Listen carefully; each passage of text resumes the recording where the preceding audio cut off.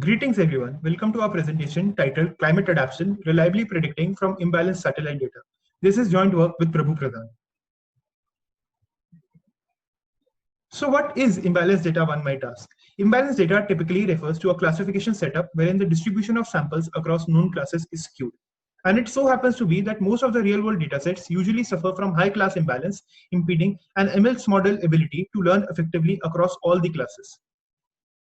In this paper, we try to present a plug-and-play toolkit which can work across domains by practitioners and domain experts to mitigate class imbalance in their own respective skewed datasets.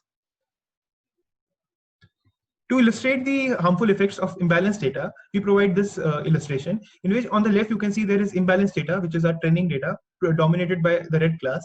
When asked to give a representation by a model trained using vanilla ML model, you can see on the top right, it will over-represent the red class and suppress the minority classes. Now let's see what happens if we train a model using tools equipped to handle class imbalance. As you can see, such a model can powerfully represent all classes rather than focusing on any other class, which is highly desirable in real-world high-stake settings.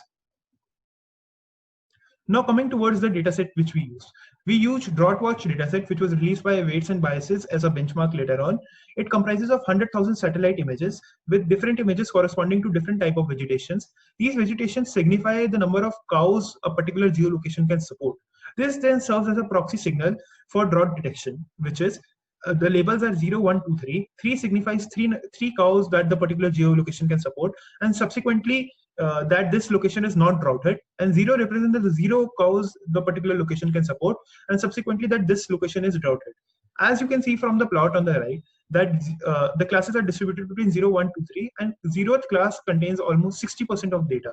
So I can make a model which outputs 0 every time and still can achieve 60% accuracy on the training data. This is a very severe case of class imbalance.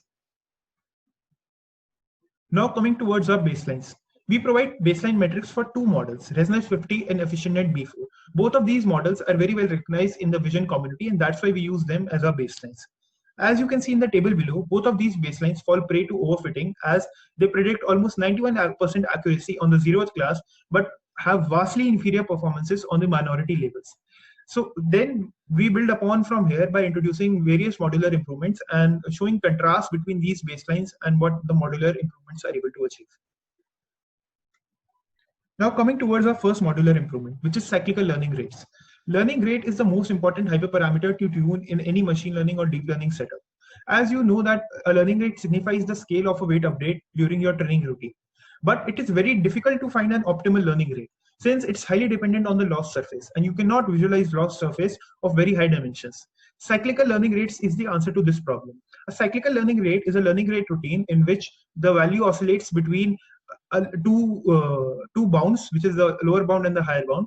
This helps us twofold. First, it helps us get out of sharp minimas quickly, and helps us aim towards more flatter minimas, which provides more robust models. Second, it facilitates fast reversal when stuck on saddle points, because when you're stuck on saddle points, the value of gradient is already very low. So this occasional higher bound values provide you to traverse these saddle points more quickly rather than being stuck there and moving slowly. This moves beyond all the conventional wisdom of setting a higher learning rate first and then subsequently annealing it as the training progresses. And as we saw in our results also, cyclic learning rate is a must have on, as it increases the accuracy as well as provides us with more robust models. The second modular improvement which we focus upon is stochastic weight averaging. So it has been shown empirically that a high frequency cyclic learning rate setup with stochastic gradient descents often traverses on the periphery of the optimal flatter minima. So what stochastic weight averaging does is it takes snapshots of these weights during the training and then at the end averages these weights to reach the much desired optimal minima weights. This helps us to reach a more flatter optimal rate and provide optimal weights and provide more robust models. Now coming towards our last modular improvement, which is LDAM, a label distribution aware loss function which regularizes the minority class more staunchly. So it so happens that the traditional class imbalance handling schemes such as resampling or reweighting improves the performance of minority class on the cost of model's ability to fit on the majority class. LDAM tries to change that by finding an optimal trade-off between the margins of the minority class and the majority class. It does so by ensuring that the generalization on minority class is also improved without affecting model's ability to basically fit the majority class. The good thing about this is that this approach is orthogonal to resampling and reweighting schedules. So you can basically use reweighting and resampling on top of LDAM depending upon the severity of your class imbalance. Now coming towards the result of all these modular improvements. As you can see that there is a substantial increase for accuracies of all the three minority classes from approximately 40% to reaching towards 60% for class 1 and subsequently for 2 and 3 also, while maintaining a decent enough zeroth accuracy. Next, coming on towards generating synthetic images. As you must know that GANs offer a novel method for data augmentation and have been used in remote sensing more and more, but not yet for generating synthetic data itself. We employ DC GANs to generate synthetic images for the low represented classes in an aim to equalize the data set. We empirically found that a specific band combination, which was 652, worked best while generating these images, and then trained on a final data which consisted of 120,000 images, signifying 30,000 image for each class. We found that this significantly improved minority class performance and also reduced the intra-class variance to a very large degree, which we will show in the results in the next slide.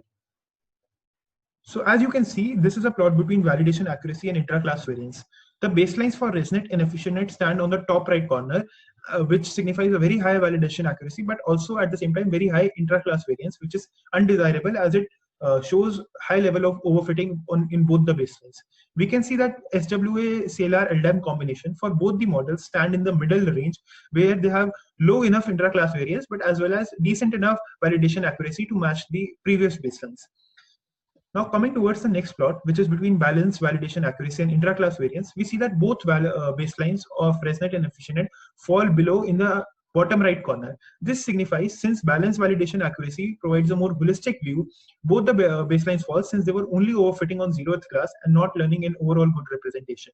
We can see that SWA CLR LDAM combination stand out in this plot as well, as they are able to maintain low intra-class variance and at the same time maintain good enough balance accuracy. Now coming towards our takeaways. We observed that CLR, LDAM and SWA improve model performances and are really compatible as they work best in combination. We also found some domain insights such as 652 band combination works well while using SWA during augmentation also, and while generating images using GAN also. We believe that the concept of generative modeling is very interesting, as high fidelity synthetic samples will play a significant role to deal with class imbalance, since these techniques such as SWA and CLR can only go so far, and if we are able to generate more and more realistic synthetic data, we can highly improve the robustness of these models. Thank you so much.